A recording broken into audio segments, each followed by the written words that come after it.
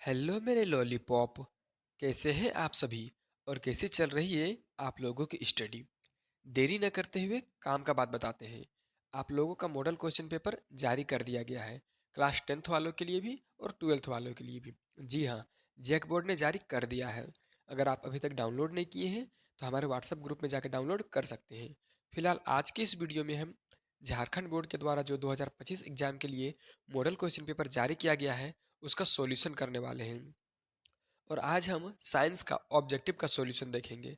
ऐ- ऐसे तो आपको एक बात बता दें कि ऑब्जेक्टिव का सॉल्यूशन का हल का आंसर दिया हुआ है, लेकिन उस आंसर को समझाया नहीं गया है।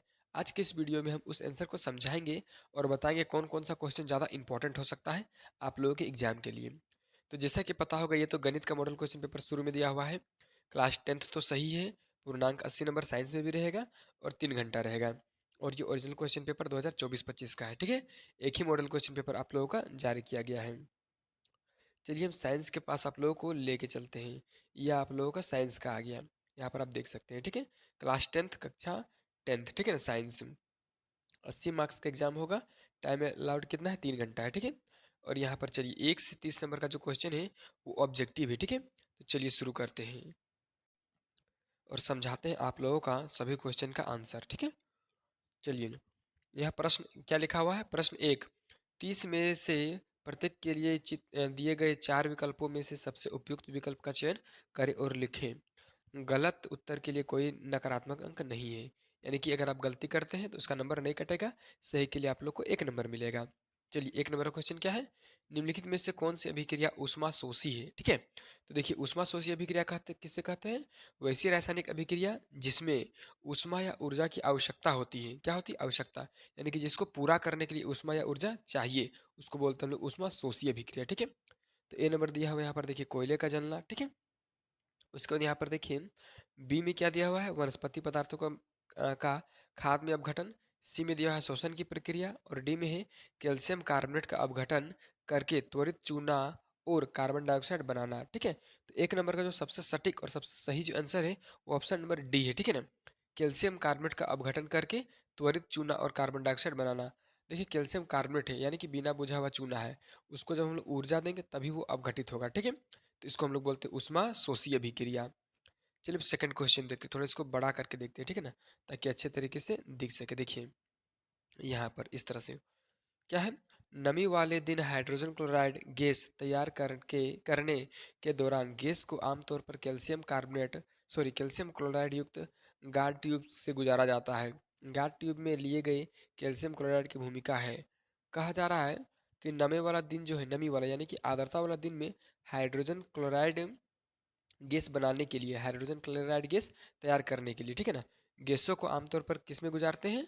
तो कैल्शियम क्लोराइड युक्त गाइड के ट्यूब से गुजारते हैं। तो ऐसा क्यों किया जाता है? तो ए में दिया है उत्सर्जित गैसों को अवशोषित करना। बी में दिया है गैसों को नम करना। सी में दिया है गैस से नमी को अवशोषित करना और डी में उत्सर्जित गैस से क्लोरीन आयनों को अवशोषित करना, ठीक है। तो 2 नंबर का जो सही आंसर हो जाएगा आपका ऑप्शन नंबर सी होगा, ठीक है। गैसों से नमी को अवशोषित करना। देखिए, नमी वाले दिन में तो गैस में बहुत ज़्यादा नमी रहता है, ठीक है ना। इसलिए गैसों का जो नमी रहता है उसको कम करने के लिए ऐसा किया जाता है, ठीक है ना, ताकि गैसों का जो नमी है वो अवशोषित करने से कम हो सके, ठीक है। चलिए 2 नंबर का क्वेश्चन देख लिया आप लोग। अब देखते हैं यहाँ पर हम लोग 3 नंबर का क्वेश्चन, ठीक है। इस तरह से पार्टीशन करके दिया हुआ है, इस तरह से, इस तरह से, इस तरह से हर जगह काटा हुआ है। ये जैक बोर्ड का है, हमको उसमें नहीं ध्यान लगाना है। क्वेश्चन देखिए 3 नंबर, निम्नलिखित में से कौन सा समजातीय श्रेणी में नहीं देखा जाता है? देखिए, समजातीय श्रेणी किसको बोलते हैं? वैसा श्रेणी जिसमें एक ही प्रकार के कार्यात्मक समूह मौजूद होता है, यानी कि जुड़ा होता है। तो A नंबर में दिया है रासायनिक गुणों में परिवर्तन। बी में दिया है बॉन्ड CH2 और 14U आणविक द्रव्यमान में अंतर। सी में दिया है भौतिक गुणों में क्रमिकता और डी में दिया है समान कार्यात्मक समूह, ठीक है। तो 3 का सही आंसर हो जाएगा ऑप्शन नंबर ए, रासायनिक गुणों में परिवर्तन। देखिए, अगर समजातीय श्रेणी रहेगा तो उसमें रासायनिक गुण में अंतर नहीं रहेगा, ठीक है। चलिए हम लोग चौथा क्वेश्चन देखते हैं। देखिए, चौथा क्वेश्चन बहुत ज़्यादा इंपॉर्टेंट भी है, ठीक है, आप लोग के एग्जाम के लिए। कह रहा है निम्नलिखित में से कौन सी द्विविस्थापन अभिक्रिया है? देखिए, द्विविस्थापन अभिक्रिया चुनना है। द्विविस्थापन अभिक्रिया अभिक्रिया किसको बोलते हैं? जिसमें सिंपल सी बात में 2 बार विस्थापन हो, ठीक है। तो पहला देखिए Pb प्लस CuCl2, और यहाँ दिया है PbCl2 प्लस Cu, ठीक है। यहाँ पर एक ही बार विस्थापन हो रहा है, ये तो नहीं होगा। दो Na2SO4 प्लस BaCl2 और देन BaSO4 प्लस 2NaCl, ये तो है, ये द्विविस्थापन अभिक्रिया है, ठीक है ना। यानी कि 4 नंबर का जो ऑप्शन नंबर बी है, ठीक है ना। यहाँ पर देखिए ABCD करके दिया है, ठीक है। तो बी नंबर में दिया है ऑप्शन 2, ठीक है ना। ऑप्शन 2 जो इसका आंसर सही है। ऑप्शन 3 भी नहीं होगा, ऑप्शन 4 भी नहीं होगा, ठीक है ना। तो ऑप्शन बी यहाँ पर सही, जिसमें ऑप्शन 2 को बताया गया है, ठीक है। तो यहाँ पर देखिए Na2 है SO4, ठीक है, प्लस BaCl2। देखिए Na भी विस्थापित हो रहा है, किसके साथ जा रहा है, Cl के साथ, और BaSO4 के साथ, यहाँ पर आप देख सकते हैं। तो 2 बार विस्थापन हुआ, इसलिए इसको विस्थापन अभिक्रिया कहते हैं, ठीक है। सामान्य भाषा में इसे द्विविस्थापन का एक अच्छा सा परिभाषा समझने के लिए आपको सब्जेक्टिव क्वेश्चन का हल देखना होगा। चलिए 5 में क्या है, जल का विद्युत अपघटन एक अपघटन अभिक्रिया है। जल के विद्युत अपघटन के दौरान मुक्त होने वाली हाइड्रोजन और ऑक्सीजन गैसों का मोल का अनुपात है। देखिए इस क्वेश्चन में पूछा गया है, अगर एक बीकर ले ले, ठीक है, और बीकर में से हम लोग H2O को, किसको, H2O को गर्म करें, तो हाइड्रोजन गैस भी ऊपर उठेगा, ठीक है ना, और ऑक्सीजन गैस भी ऊपर उठेगा। अलग गर्म करने का मतलब है कि विद्युत अवघटनी परिष्करण द्वारा गर्म करना है, ठीक है ना। तो हाइड्रोजन गैस भी अलग हो जाएगा, H2 गैस, और O2 गैस भी अलग होगा, ठीक है। तो किस रेशियो में अलग होगा, तो सिंपल सा बात है, जिस रेशियो में ये उपलब्ध होंगे उसी रेशियो में अलग होंगे, ठीक है। तो ए में दिया है 1:A, यानी कि 1:1, 2 में दिया है 2:1, सी में दिया है 4:1, और डी में दिया है 1:2, ठीक है ना। यहाँ में से ऑप्शन नंबर जो बी है 5 का, वो सही है, ठीक है ना, 2:1, ठीक है। ये हाइड्रोजन अगर दो ठो उड़ेगा तो ऑक्सीजन एक ठो उड़ेगा, इसे आपको समझ लेना है। चलिए छठा क्वेश्चन हम लोग देखते हैं। देखिए छठा क्वेश्चन में क्या है, देखिए छठा में पूछा जा रहा है कि एक जलीय घोल लाल लेटमस घोल को नीला कर देता है। निम्नलिखित में से किस घोल को अधिक मात्रा में मिलने से यह परिवर्तित उलट जाएगा। देखिए सवाल पूछा गया है, एक जलीय घोल है, ठीक है, वो लाल लिटमस को क्या कर देता है, नीला कर देता है। देखिए लाल लिटमस पत्र को नीला करेगा, यानी कि वो कौन सा चीज है, तो वो आप लोगों का क्षारक है, क्या है, क्षारक, ठीक है। तो सवाल पूछा है कि निम्नलिखित में से किस घोल को अधिक मात्रा में मिलाने पर यह परिवर्तन उलट जाएगा। यानी कि किस, यहाँ में से जो घोल दिया है, बेकिंग पाउडर, चूना, अमोनियम हाइड्रोक्साइड का घोल और डी हाइड्रोक्लोरिक एसिड, ठीक है ना, यहाँ में से किसको ज़्यादा से ज़्यादा मिलाएंगे कि अभिक्रिया उलट जाएगी, यानी कि नीला लिटमस पत्र इसमें से लाल हो जाएगा, ठीक है। तो ये अम्ल में होगा, किसमें होगा, अम्ल में, यानी कि 6 नंबर का सही जो आंसर होगा ऑप्शन नंबर डी, हाइड्रोक्लोरिक अम्ल जब ऐसा मिलेंगे, यानी कि हाइड्रोक्लोरिक अम्ल को जब मिलाएंगे तब ऐसा अभिक्रिया होगा। चलिए यहाँ पर 7 नंबर में क्या दिया हुआ है, बेकिंग पाउडर एक घटक सोडियम हाइड्रोजन कार्बोनेट है, दूसरा घटक है।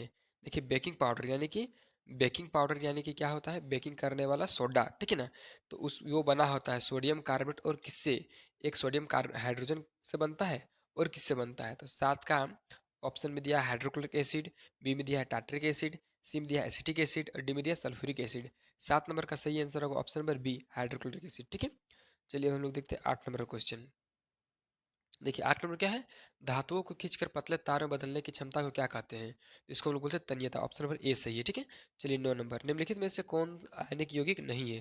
देखिए आयनिक यौगिक हम लोग किसको बोलते हैं, जो एक होता है आयनिक यौगिक और दूसरा होता है इलेक्ट्रॉनों के स्थानांतरण द्वारा बने यौगिक, ठीक है। तो यहाँ में से कौन सा आयनिक यौगिक नहीं है, तो ए में दिया है KCl यानी कि पोटेशियम क्लोराइड, बी में दिया है हाइड्रोजन क्लोराइड, सी में दिया है कार्बन CCl4, यानी कि इसका होगा कार्बन क्लोराइड, और यहाँ पर 4 नंबर में यानी कि डी नंबर दिया है सोडियम क्लोराइड।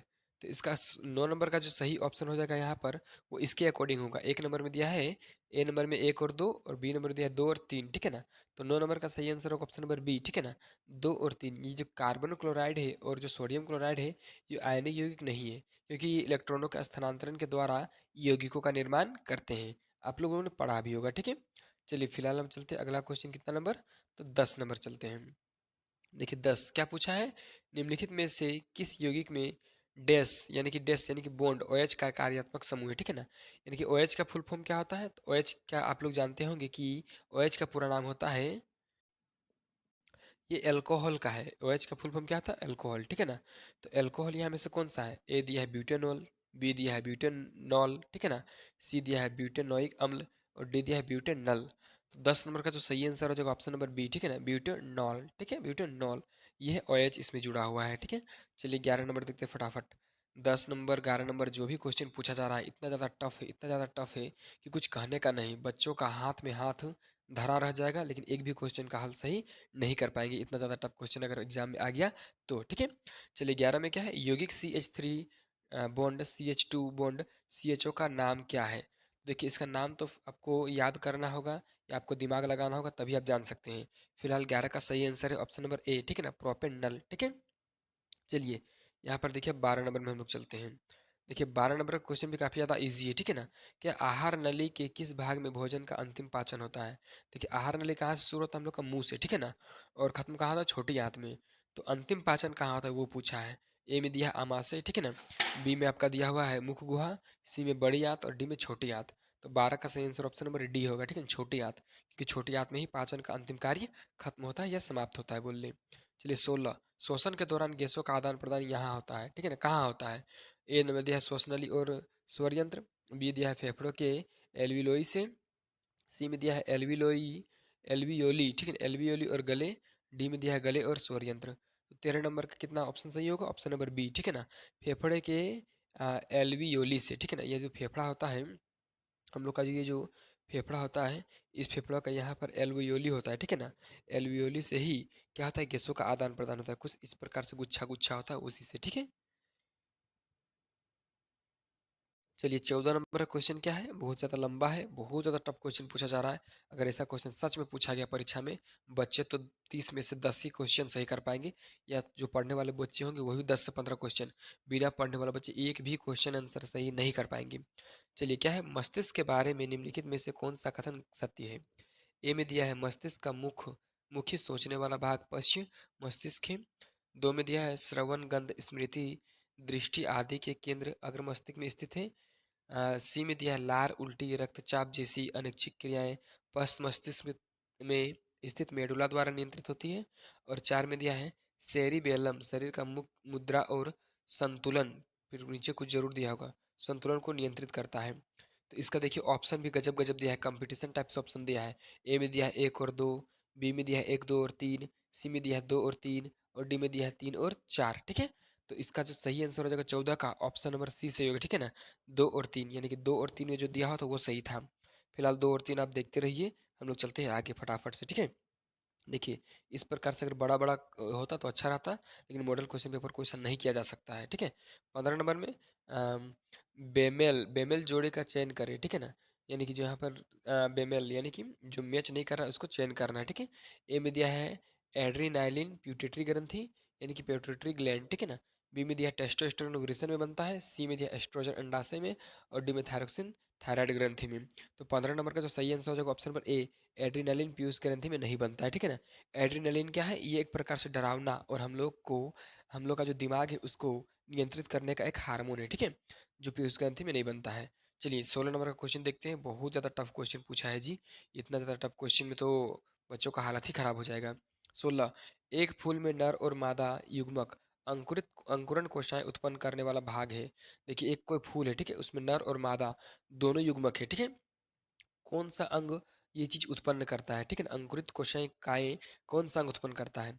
ए में दिया है पुंकेसर और परागकोश, बी में दिया है तंतु और वर्तिकाग्र, सी में परागकोश और अंडाशय, और डी में पुंकेसर और वर्तिका।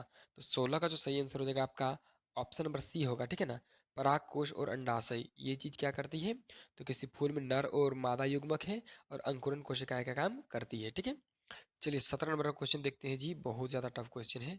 चलिए 17, अमीबा स्पायरोगारा और ईस्ट में प्रजनन की एक सामान्य विशेषता यह है कि वह अलैंगिक रूप से प्रजनन करते हैं। बी में दिया है वे सभी एक कोशिकीय हैं, सी में दिया है वे केवल लैंगिक रूप से प्रजनन करते हैं, डी में दिया है वे सभी बहुकोशिकीय हैं। तो 17 का जो सही आंसर होगा ऑप्शन नंबर ए सही होगा, ठीक है ना, वे अलैंगिक रूप से प्रजनन करते हैं, ठीक है।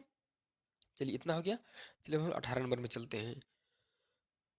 ये 18 में क्या पूछा है, नीचे दी गई सूची में से उस लक्षण का चयन करें जिसे अर्जित किया जा सकता है लेकिन विरासत में नहीं मिलता। देखिए ये सवाल यहाँ पर पूछा गया है कि नीचे कौन सा ऐसा ऑप्शन है ए बी सी डी में से, ठीक है, जिसको हम लोग प्राप्त कर सकते हैं लेकिन विरासत में यानी कि हम लोग को पूर्वज से नहीं मिलता है। ए नंबर में है आंखों का रंग, बी में है त्वचा का रंग, सी में है शरीर का आकार, डी में है बालों की प्रकृति, ठीक है। तो 18 नंबर का सही आंसर होगा ऑप्शन नंबर सी, शरीर का आकार, देखिए शरीर का आकार हम लोगों को विरासत से नहीं मिलता और हम लोग इसको बदल भी सकते हैं, ठीक है ना। किन्हीं का जन्म पतला होता है लेकिन बाद में वो मोटा हो जाते हैं, किन्हीं का जन्म मोटा होता है लेकिन वो पतला हो जाता है बाद में, ठीक है। तो उसको हम लोग बदल सकते हैं, बाकी किसी को नहीं। चलिए 19 नंबर, प्राकृतिक चयन द्वारा प्रजातियों के विकास का सिद्धांत दिया गया था। देखिए प्राकृतिक चयन किया गया था, ठीक है। इसे प्रजातियों का जब विकास हो रहा था तो उसमें कौन सा सिद्धांत दिया गया था, यानी कि किसने दिया था, ठीक है ना। ए में है मेंडल, बी में है डार्विन, सी में है मार्गन और डी में है लेमार्क। तो 19 नंबर का सही आंसर होगा ऑप्शन नंबर बी, डार्विन, ठीक है। ये सब जितना भी क्वेश्चन अभी हम लोगों को दिया गया है मॉडल क्वेश्चन पेपर में, एक भी क्वेश्चन आप लोगों को नहीं देखने को मिलेगा। या तो फिर आप ले लीजिए मॉडल क्वेश्चन पेपर पिछला का ले लीजिए, या क्वेश्चन बैंक ले लीजिए, या किसी भी गेस्ट पेपर ले लीजिए, शर्मा वर्मा एमबीडी समुद्रन, कोई भी क्वेश्चन पेपर ले लीजिए, ऐसा क्वेश्चन कहीं नहीं मिलेगा। इतना ज़्यादा टफ क्वेश्चन इसमें पूछा गया है। शायद बच्चों को डराया जा रहा है या तो बच्चे को नंबर नहीं लाने का सलाह दिया जा रहा है। चलिए 20 नंबर देखते हैं। क्या क्वेश्चन है, निम्नलिखित में से कौन सा कथन सत्य है, यानी कौन वाला यहाँ में से गलत है। ए में दिया है एक उत्तल लेंस में 4 डायोप्टर शक्ति होती है जिसकी फोकस दूरी 0.25 मीटर होती है। बी में दिया है एक उत्तल लेंस में -4 डायोप्टर शक्ति होती है जिसकी फोकस दूरी 0.25 मीटर होती है। सी में दिया है एक अवतल लेंस में 4 डायोप्टर शक्ति होती है जिसकी फोकस दूरी 0.25 मीटर होती है, ठीक है। और डी में दिया है एक अवतल लेंस में -4 डायोप्टर शक्ति होती है जिसकी फोकस दूरी 0.25 मीटर होती है। देखिए देखिए यहाँ पर ये जो ऑप्शन दिया है बहुत ही खतरनाक सवाल है। ये फॉर्मूला होता है P = 1/f। इस फॉर्मूला में आप बैठा दीजिए मान, पावर का पावर मतलब जो क्षमता दिया है -4 या तो फिर जो भी चीज़ दिया हुआ है, और f के जगह आप बैठा दीजिए 0.25 मीटर को मीटर को, ठीक है ना। और इसका हल निकाल लीजिए। फिलहाल 20 नंबर का सही आंसर होगा ऑप्शन नंबर ए, ठीक है ना, ये वाला। चलिए 21 नंबर में हम लोग चलते हैं। चलिए 21 नंबर क्या पूछा कि उसको देखते हैं, ठीक है। 21 में, निम्नलिखित में से किसमें अनंत पर रखी गई वस्तु का प्रतिबिंब अत्यधिक छोटा और बिंदु का आकार का होगा। देखिए यहाँ पर पूछा गया है कि कौन ऐसा दर्पण है या तो फिर कौन ऐसा लेंस है जिसमें हम लोग वस्तु को कहाँ रखेंगे, अनंत पर रखेंगे। कहाँ पर, अनंत पर। तो उस वस्तु का प्रतिबिंब अत्यधिक छोटा बनेगा और बिंदु का आकार का बनेगा, ठीक है ना। तो ए में दिया है केवल अवतल दर्पण में, बी में दिया है केवल उत्तल दर्पण में, सी में दिया है केवल उत्तल लेंस में, और डी में है केवल दर्पण में, ठीक है। तो 21 नंबर का सही आंसर हो जाएगा ऑप्शन नंबर डी, ठीक है ना। अवतल दर्पण, उत्तल दर्पण, अवतल लेंस और उत्तल लेंस, इन सभी में हम लोग जब किसी वस्तु को रखेंगे अनंत पर, ठीक है ना, तो उस वस्तु का प्रतिबिंब जो होगा अत्यधिक छोटा बनेगा और बिंदु के आकार का बनेगा, ठीक है। चलिए हम 22 नंबर का देखते हैं। देखिए 22 नंबर क्या है, एक व्यक्ति 2 मीटर से अधिक दूरी पर रखी वस्तुओं को स्पष्ट रूप से नहीं देख सकता है। इस दोष को निम्न क्षमता के लेंस का उपयोग करके ठीक किया जा सकता है। देखिए सवाल यहाँ पर पूछा गया है कि एक व्यक्ति है जिसका जो 2 मीटर देख सकता है, यानी कि उसका दूरी दिया है, ठीक है ना। तो देखिए इस क्वेश्चन में हम लोगों को यहाँ पर दे दिया है कि एक व्यक्ति 2 मीटर दूरी से अधिक को नहीं देख सकता है, तो इसका क्षमता क्या होगा। तो एक फॉर्मूला होता है P = 1/f, ठीक है ना। इस फॉर्मूला में इसको पुट करके एक बार देखते हैं। फॉर्मूला होता है P = 1/f, ठीक है ना। P का मान निकालना है, बराबर 1/f का मान दिया हुआ है 2। तो 1/2 का मतलब क्या होता है, आधा। क्या होता है, आधा, यानी कि 0.5। 0.5 होता है, लेकिन यहाँ पर ये कौन सा लेंस लगेगा, तो जो भी लेंस लगेगा उसका जो क्षमता होगा वो माइनस में होगा, ठीक है ना। यहाँ पर आप देख सकते हैं कि कौन सा दोष दिया हुआ है, ये वाला 2 मीटर से अधिक दूरी पर नहीं देख सकता है, यानी कि इसको निकट दृष्टि दोष है। तो निकट दृष्टि दोष के लिए हम लोग अवतल लेंस का उपयोग करते हैं जिसका फोकस दूरी माइनस में होता है और उसका क्षमता भी माइनस में होता है। इसलिए इस 22 नंबर का ऑप्शन नंबर बी सही हो जाएगा। चलिए अब हम लोग देखते हैं 23 नंबर का क्वेश्चन, ठीक है। ऐसे ऐसा क्वेश्चन दिया है जी, दिमाग का एकदम दही बड़ा बना के रख दिया है। 23 नंबर, प्रकाश की निम्नलिखित में से कौन सी घटना इंद्रधनुष के निर्माण में शामिल है। अब यहाँ पर एक एक ऑप्शन इसको देना चाहिए था, या तो परावर्तन देता, या तो विक्षेपण देता, या तो फिर आंतरिक परावर्तन देता, या तो आंतरिक परावर्तन, या तो फिर पूर्ण परावर्तन देता, ठीक है। लेकिन यहाँ पर आप देख सकते हैं ए नंबर का ऑप्शन दिया है परावर्तन, अपवर्तन और विक्षेपण। बी में दिया है अपवर्तन, विक्षेपण और पूर्ण आंतरिक परावर्तन। सी में दिया है अपवर्तन, विक्षेपण और आंतरिक परावर्तन। डी में दिया है विक्षेपण, प्रकीर्णन और पूर्ण आंतरिक परावर्तन, ठीक है। इस प्रकार से ऑप्शन दिया हुआ है। फिलहाल 23 का जो सही आंसर हो जाएगा ऑप्शन नंबर सी होगा, ठीक है ना, अपवर्तन, विक्षेपण और आंतरिक परावर्तन, ठीक है। चलिए 23 नंबर का तो क्वेश्चन फाइनल हो गया। चलिए अब हम लोग चलते हैं 24 नंबर। देखिए ये भी क्वेश्चन पूछ दिया है, 1/5, ठीक है ना। ओम वाले 5 प्रतिरोधों का उपयोग करके कौन सा न्यूनतम प्रतिरोध बनाया जा सकता है? देखिए, 1/5 ओम का 5 को प्रतिरोध है, ठीक है ना? उसका उपयोग हम लोग किस तरह करेंगे कि उसका न्यूनतम प्रतिरोध हम लोग को प्राप्त होगा, ठीक है ना? न्यूनतम प्रतिरोध हम लोग को कितना प्राप्त होगा? तो 24 का सही आंसर होगा ऑप्शन नंबर बी, ठीक है ना? 1/25 ओम प्राप्त होगा, ठीक है? 5 प्रतिरोधों को हम लोग उपयोग करेंगे यानी कि जोड़ेंगे तब, ठीक है? चलिए यहाँ देखते हैं हम लोग आगे 25 नंबर। 25 में पूछा प्रतिरोधकता नहीं बदलती है यदि, कैसे नहीं बदलेगा प्रतिरोधक? ए में दिया है पदार्थ बदल दिया जाए, बी में दिया है तापमान बदल दिया जाए, सी में है प्रतिरोधक का आकार बदल दिया जाए और डी में है पदार्थ और तापमान दोनों बदल दिया जाए। तो 25 का सही आंसर हो जाएगा ऑप्शन नंबर सी, ठीक है ना? यदि प्रतिरोधक का आकार बदल दिया जाए तो प्रतिरोधकता नहीं बदलेगा, ठीक है ना? बाकी इसमें से बदल जाएगा, पदार्थ का बदलने से बदल जाएगा, तापमान बदलने से बदल जाएगा और पदार्थ और तापमान दोनों बदलने से भी बदल जाएगा। लेकिन प्रतिरोध का अगर हम लोग आकार बदल दे तो उससे प्रतिरोधकता प्रभावित नहीं होता, ठीक है? फिलहाल और 4-5 ठो क्वेश्चन ही बचा हुआ है इस मॉडल क्वेश्चन पेपर का। जल्दी से चलिए फटाफट हम लोग देख लेते हैं। यहाँ पर देख लो जो भाई, बहुत ही हेवी क्वेश्चन है, गलत कथन चुने, ठीक है ना? ए में दिया है फ्लेमिंग का दायां हाथ का नियम प्रेरित धारा की दिशा जानने का एक सरल नियम है। बी में है दायां हाथ का अंगूठा नियम धारा ले जाने वाला चालकों के कारण चुंबक के क्षेत्र की दिशा ज्ञात करने के लिए उपयोग किया जाता है। सी में दिया है प्रत्यक्ष और प्रत्यावर्ती धाराओं के बीच अंतर यह है कि प्रत्यक्ष धारा हमेशा एक ही दिशा में बहती है जबकि प्रत्यावर्ती धारा समय समय पर अपनी दिशा उलट देती है। और डी में है भारत में ऐसी प्रत्यावर्ती धारा हर 1/50 सेकंड के बाद दिशा बदलती है। यानी कि बहुत ही टफ क्वेश्चन है ये वाला तो विद्वान जो बच्चा होगा, जो टॉपर बच्चा होगा, जो साइंस में 99 नंबर लाने का क्षमता रखता होगा, उसको भी करने में काफ़ी ज़्यादा टाइम लग जाएगा, ठीक है? लेकिन ये जो क्वेश्चन है, आप लोग का क्वेश्चन अगर पूछा चल जाए ऐसा क्वेश्चन, तो बच्चे का तो फेल होना निश्चित है भाई। लेकिन 26 का जो सही आंसर ऑप्शन नंबर डी होगा, ठीक है ना? कि भारत में ऐसी प्रत्यावर्ती धारा हर 1/50 सेकंड के बाद दिशा बदलती है, ठीक है? यही क्वेश्चन सही है। कहाँ क्वेश्चन, कहाँ आंसर, कहाँ बच्चा, कहाँ टीचर, कहाँ परीक्षा, कहाँ मॉडल क्वेश्चन, क्या क्या पूछा जा रहा है, कुछ अता का पता का जाता नहीं है। चलिए 27 नंबर देख लेते हैं फिलहाल हम। घरेलू उपयोग को शॉर्ट सर्किट या ओवरलोडिंग से बचाने के लिए इस्तेमाल की जाने वाली सबसे महत्वपूर्ण सुरक्षा विधि क्या है, ठीक है ना? तो 27 का सिंपल से आंसर समझिए बी नंबर, फ्यूज का उपयोग करेंगे, ठीक है?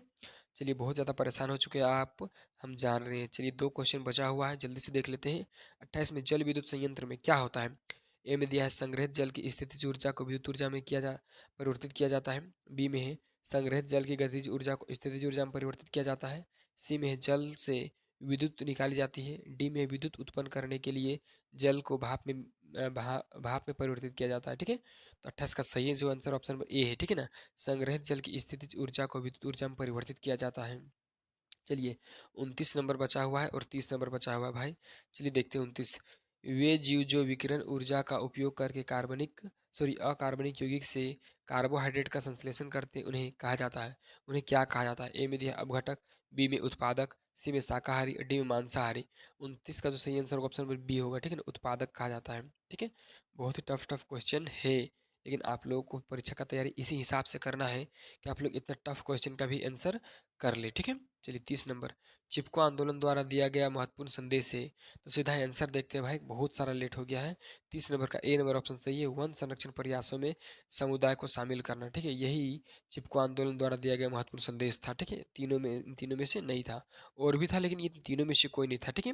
तो फिलहाल इस वीडियो को जल्दी से जल्दी दोस्तों के साथ शेयर कर दीजिए, क्योंकि आप लोग को लाइक करने का तो मन कर नहीं रहा होगा, लेकिन चैनल को जल्दी से सब्सक्राइब कर ले लीजिए, क्योंकि बहुत सारा वीडियो आप लोग के लिए अभी हम बना रहे हैं जो आप लोग के एग्ज़ाम के लिए इम्पोर्टेंट है।